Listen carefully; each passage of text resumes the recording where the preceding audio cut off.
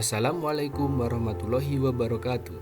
Halo Sobat Belajar, jumpa lagi dengan saya, Langgeng Widoyo, calon guru penggerak Angkatan 4 dari Kabupaten Ponorogo.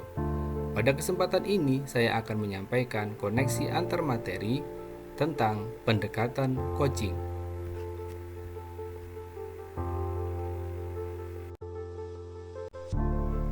Pokok bahasan.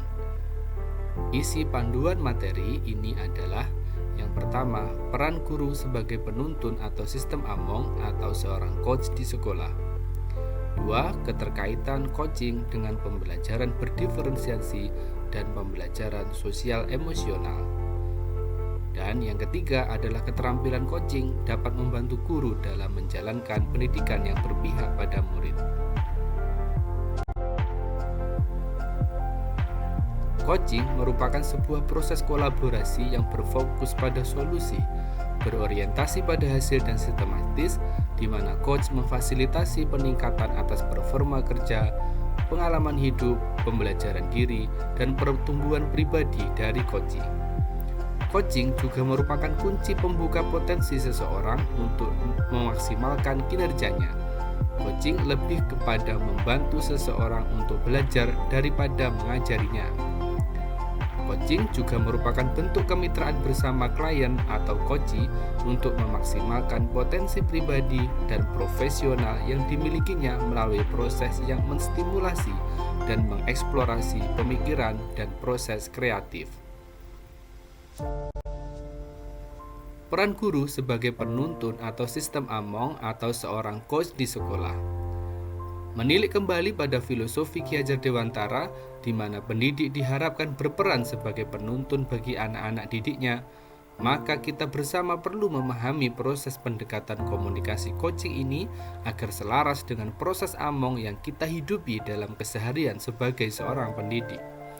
Coaching menjadi salah satu proses menuntun belajar murid untuk mencapai kekuatan kodratnya sebagai seorang pamong. Guru dapat memberikan tuntunan melalui pertanyaan-pertanyaan reflektif dan efektif agar kekuatan kodrat anak tersebut terpancar dari dirinya. Coaching sebagai sistem among. Sistem among ing ngarsa sung tulodo ing madya mangun karso tutwuri handayani menjadi semangat yang menguatkan keterampilan komunikasi guru dan murid dengan menggunakan pendekatan coaching. Tutwuri Handayani menjadi kekuatan dalam pendekatan proses coaching ini. Sebagai seorang guru dengan semangat Tutwuri Handayani, maka perlulah kita menghayati dan memaknai cara berpikir atau mindset Ki Hajar Dewantara sebelum melakukan pendampingan dengan pendekatan coaching.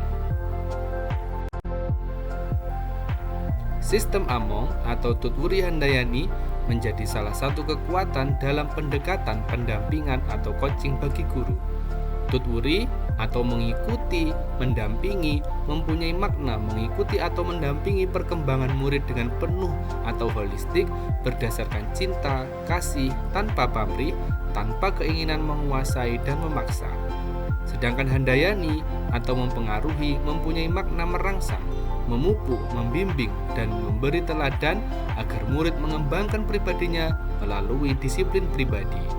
Pendampingan yang dihayati dan dimaknai secara utuh oleh seorang guru sejatinya menciptakan arti, apresiasi, rencana, tulus, inquiry dalam proses menuntun kekuatan kodrat anak atau murid sebagai coachee. Paradigma pendampingan coaching sistem among yang dimiliki oleh seorang guru sejatinya menciptakan arti. Arti sebagai prinsip yang harus dipegang ketika melakukan pendampingan kepada murid. Arti terdiri dari apresiasi, rencana, tulus, dan inquiry. Berikut adalah penjelasan dari masing-masing apresiasi, rencana, tulus, dan inquiry. Apresiasi merupakan seorang coach memposisikan coachee sebagai mitra dan menghormati setiap apa yang dikomunikasikan, memberikan tanggapan positif dari apa yang disampaikan. Kemudian rencana. Proses coaching dilakukan sebagai pendampingan bagi coachee dalam menemukan solusi dan menggali potensi yang ada dalam diri yang dituangkan dalam sebuah tindakan. Kemudian tulus. Dalam hal ini, seorang coach hendaknya tulus memberikan waktu dan diri seutuhnya dalam melakukan proses coaching untuk membantu coachee dalam pengembangan potensinya. Yang terakhir, inquiry. Pada tahap ini, seorang coach menuntun agar coachee dapat menggali, memetakan situasinya, sehingga menghasilkan pemikiran atau ide-ide baru atas situasi yang sedang dihadapi. Dan berikut ini adalah keterkaitan coaching dengan pembelajaran berdiferensiasi dan pembelajaran sosial emosional. Masih terkait dengan kemerdekaan belajar, proses coaching juga merupakan proses untuk mengaktifasi kerja otak murid. Pertanyaan-pertanyaan reflektif dapat membuat murid melakukan metakognisi. Selain itu, pertanyaan-pertanyaan dalam proses coaching juga membuat murid lebih berpikir secara kritis dan mendalam, yang akhirnya murid dapat menemukan potensi dan mengembangkannya. Murid kita di sekolah tentunya memiliki potensi yang berbeda-beda dan menunggu untuk dikembangkan. Pengembangan potensi yang beragam inilah fokus dari pembelajaran berdiferensiasi. Apakah pengembangan diri anak ini cepat, perlahan-lahan, atau bahkan berhenti adalah tanggung jawab seorang guru. Pembelajaran berdiferensiasi yang mengakomodir semua kebutuhan dan potensi murid dalam pengembangan dirinya ini dapat dimaksimalkan dengan proses coaching. Proses coaching yang berhasil akan memotivasi para murid untuk menjadi lebih baik karena mereka merasakan potensi mereka tergali dan berkembang seiring dengan proses dan hasil dari coaching yang mereka telah lakukan. Proses coaching ini dilakukan secara kolaboratif oleh seluruh komunitas sekolah. Proses kolaborasi ini memungkinkan anak dan orang dewasa di sekolah memperoleh dan menerapkan pengetahuan, keterampilan, dan sikap positifnya mengenai aspek sosial dan emosional. Oleh karena itu, coaching yang dilakukan dengan penuh kasih merupakan cermin dari pembelajaran sosial emosional. Dari sini dapat disimpulkan bahwa proses coaching sangat membantu pembelajaran yang berpihak pada anak dengan penerapan secara komprehensif antara pembelajaran berdiferensiasi dan pembelajaran sosial emosional.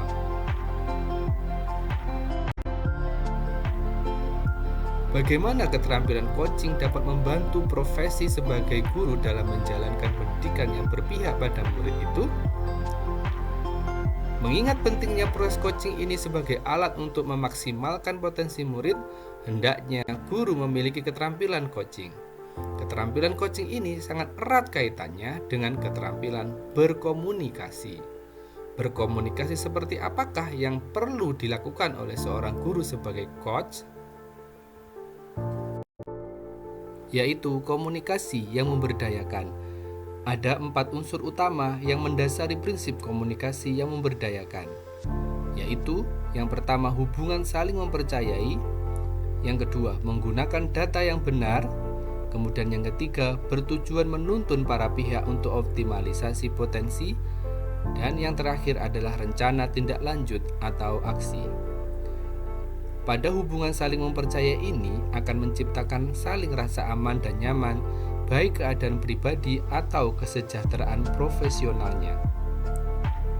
Menggunakan data yang benar dalam setiap coaching atau komunikasi diperlukan data yang benar dan dinamika yang sesuai. Kemudian, ketika bertujuan menuntun para pihak untuk optimalisasi potensi ini, komunikasi memberdayakan seyogyanya menuntun rekan bicara kita untuk mampu berefleksi atas diri mereka dan mengenali pesan atau isu yang dibahas dengan benar. Pada rencana tindak lanjut atau aksi, maka dibuat rancangan konkret sebagai hasil dari proses komunikasi. Hal ini sebagai bentuk komitmen dari sebuah komunikasi yang bertujuan positif dan efektif. Dalam komunikasi yang memberdayakan, terdapat 4 aspek berkomunikasi untuk mendukung praktik coaching. Yang pertama adalah komunikasi asertif, yang kedua pendengar aktif, yang ketiga bertanya efektif, dan yang keempat adalah umpan balik positif. Mari kita bahas keempat aspek berkomunikasi untuk mendukung praktek coaching ini. Yang pertama adalah komunikasi asertif. Dalam komunikasi asertif, seorang coach harus memiliki sikap yang mampu berkomunikasi dengan jujur dan tegas, namun tetap menghargai dan menjaga perasaan orang lain. Dalam komunikasi asertif ini, seorang coach harus memiliki rasa percaya diri dalam menyampaikan pendapat dan juga harus mendengarkan pendapat orang lain.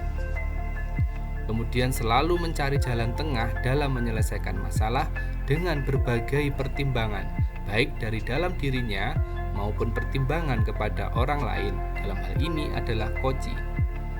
Selalu proaktif dan ekspresif sehingga komunikasi dapat disampaikan dengan jelas. Dan menghargai, terkandung kejujuran, dan menaruh rasa hormat secara konsisten tanpa merusak relasi. Yang kedua adalah pendengar aktif. Dalam pendengar aktif, seorang coach harus mendengarkan yang mengandung arti menghadirkan diri secara utuh dalam proses coaching. Seorang coach yang baik akan mendengar lebih banyak dan kurang berbicara.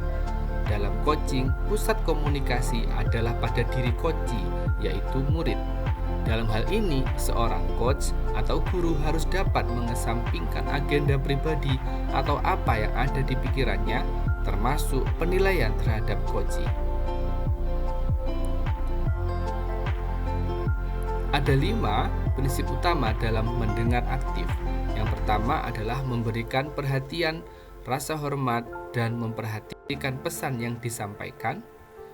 Yang kedua, fokus pada pesan dan makna yang disampaikan, baik verbal maupun non-verbal. Yang ketiga, menanggapi perasaan dengan tepat, yaitu dengan nada positif dan memberikan afirmasi pada coachee. Yang keempat, parafrase digunakan untuk menegaskan kembali makna pesan yang disampaikan. Kemudian yang terakhir adalah mengajukan pertanyaan untuk mendorong, menguraikan yang lebih dari apa yang telah disampaikan oleh coachee.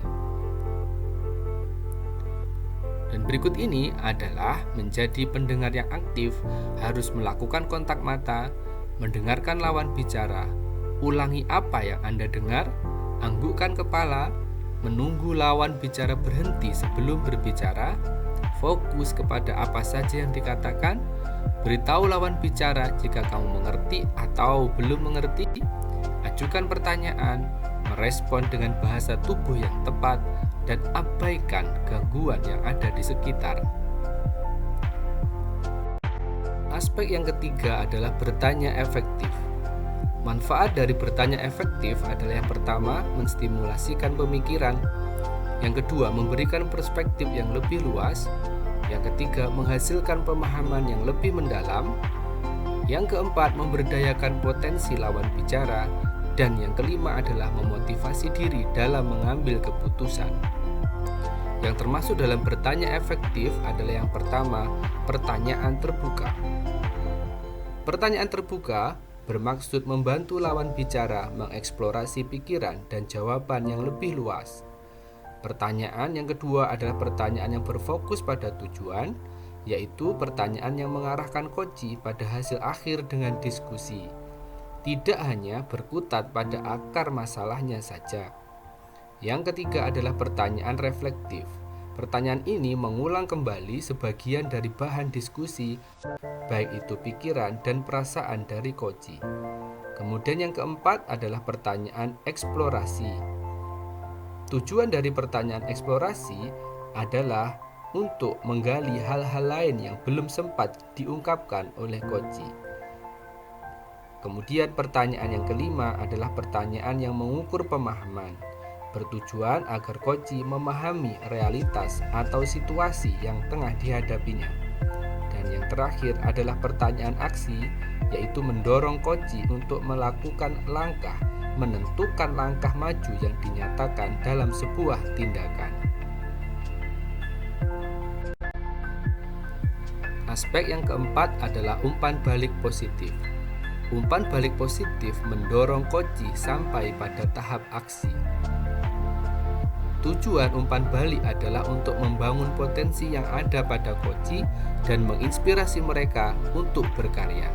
Koci memaknai umpan balik yang disampaikan sebagai refleksi dan pengembangan dirinya.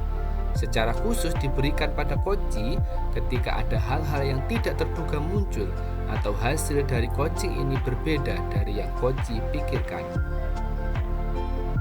Bentuk umpan balik yang pertama adalah langsung diberikan saat komunikasi atau pada saat coaching. Yang kedua, spesifik menuju ke umpan balik fokus, yaitu fokus pada apa yang dikatakan. Yang ketiga adalah faktor emosi, yaitu mengikut sertakan emosi yang dirasakan. Dan yang terakhir adalah memberikan apresiasi, yaitu menyertakan motivasi positif agar koci dapat melejitkan potensinya.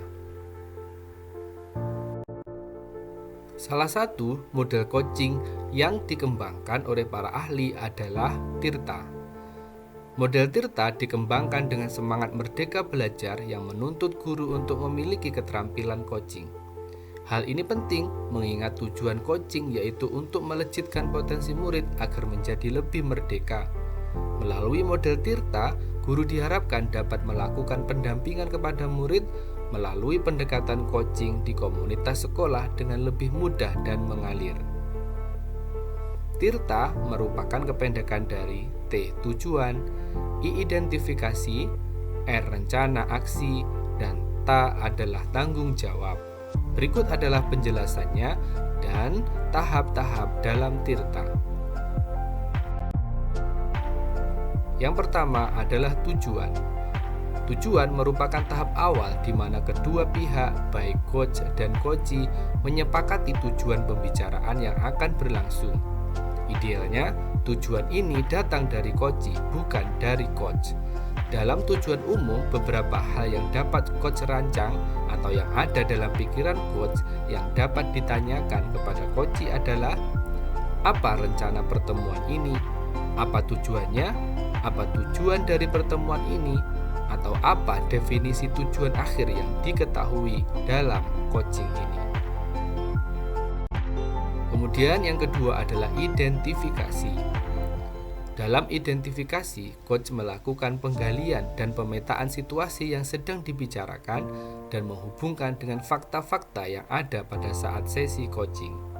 Beberapa hal yang dapat ditanyakan dalam tahap identifikasi ini adalah: kesempatan apa yang kamu miliki sekarang? Apa kekuatan kamu dalam mencapai tujuan ini? Peluang atau kemungkinan apa yang bisa kamu ambil? Atau apa hambatan atau gangguan yang dapat menghalangi kamu dalam meraih tujuan? Jika ada, apa solusinya? Yang ketiga adalah rencana aksi. Dalam rencana aksi ini, pengembangan ide atau alternatif solusi untuk rencana yang akan dibuat nantinya. Hal-hal yang ditanyakan dalam rencana aksi adalah: apa rencana kamu dalam mencapai tujuan? Adakah prioritas? Apa strategi untuk itu? Bagaimana jangka waktunya? Apa ukuran keberhasilan rencana aksi kamu? Atau bagaimana cara kamu mengantisipasi gangguan-gangguan yang ada? Tahapan Tirta yang terakhir adalah tanggung jawab. Pada tahap ini, membuat komitmen atas hasil yang dicapai dan untuk langkah selanjutnya. Hal-hal yang biasa ditanyakan dalam tahap tanggung jawab ini adalah: apa komitmen kamu terhadap rencana aksi? Siapa dan apa yang dapat membantu kamu dalam menjaga komitmen ini? Bagaimana dengan tindak lanjut dari sesi coaching ini? Demikian sahabat belajar, keterampilan coaching sebagai bentuk pendekatan komunikasi sebagai seorang pendidik. Pendekatan coaching dalam komunikasi ini semoga kita bisa melihat para murid menjadi sosok yang merdeka, sosok yang dapat menentukan arah dan tujuan pembelajarannya serta meningkatkan potensinya sendiri. Terima kasih. Semoga kita bisa bergerak, berkarya, dan bermakna untuk pendidikan di Indonesia. Salam guru penggerak. Wassalamualaikum warahmatullahi wabarakatuh.